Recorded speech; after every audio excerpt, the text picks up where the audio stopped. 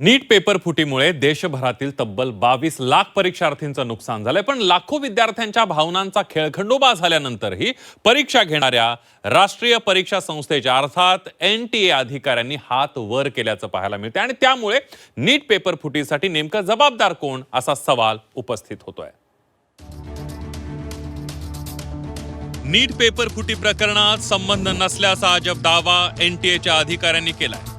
Paper फुटीच्या पार्श्वभूमीवर संसदेच्या स्थायी समितीने NTAच्या अधिकाऱ्यांना पाचारण केलं। त्यावेळी समितीसमोर NTAच्या अधिकाऱ्यांनी चक्क हात वर करत पेपर फुटी प्रकरणाशी काही संबंध नसल्याचं सांगितलं। एवढंच नाही तर प्रश्नपत्रिकांच्या सुरक्षेची जबाबदारी आपली नसल्याचंही सांगितलं। NTAच्या भूमिकेवरून विरोधकांनी सरकारवर टीकेचे बाण सोडले। मूर्ख लोक आहेत ते। या देशात आणि तरुणांचं वाटोळं केलेलं आहे या लोकांनी। बरं, केंद्रीय शिक्षण मंत्र्यांचा राजीनामा घेतला पाहिजे। महाराष्ट्रात पेपर फुटले, राज्याच्या मुख्यमंत्र्यांनी जबाबदारी घेतली पाहिजे। काय करताय? तुम्हाला धमक्या नाही, ते तुम्हाला रस्त्यावरती आणून लोकांनी जाब विचारला पाहिजे। नीटमध्ये जे काय झालं हे सरकारी आशीर्वादाने झाले आणि त्यामुळे कॉक्रोच जनता पार्टीने जी मागणी केलेली आहे, तरुणांनी जी मागणी केली आहे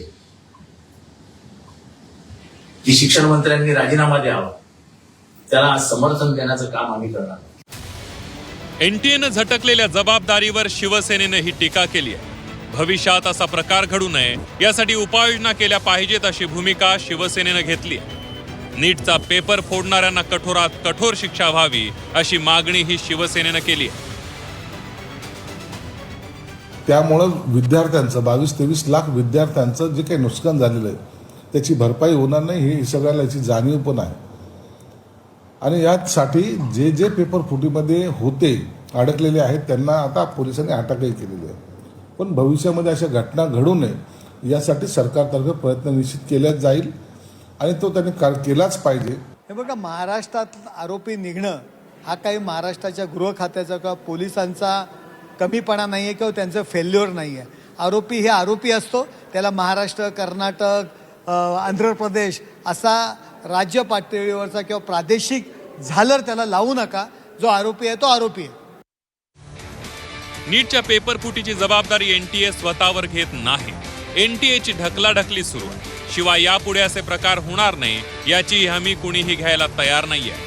नीटची परीक्षा देणाऱ्या विद्यार्थ्यांच्या भवितव्याशी यापुढे खेळ होणार नाही याची आता तरी खात्री देता येणार नाही। ब्युरो रिपोर्ट, झी 24 तास, मुंबई।